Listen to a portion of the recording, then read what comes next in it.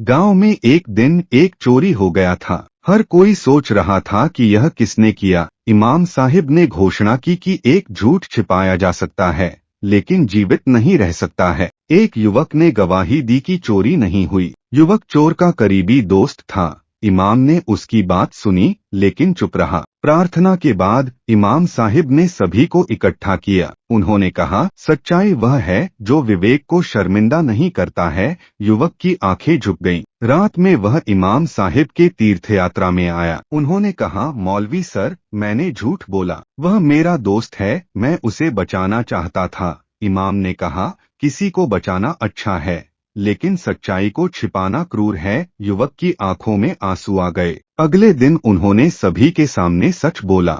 चोर को माफ कर दिया गया, लेकिन युवक भी विश्वसनीय हो गया। इमाम ने कहा, सच्चाई देर से आती है, फिर भी प्रकाश लाती है। गांव में लोग कहते रहे, मौलवी सर न केवल प्रार्थना, विवेक उठता है।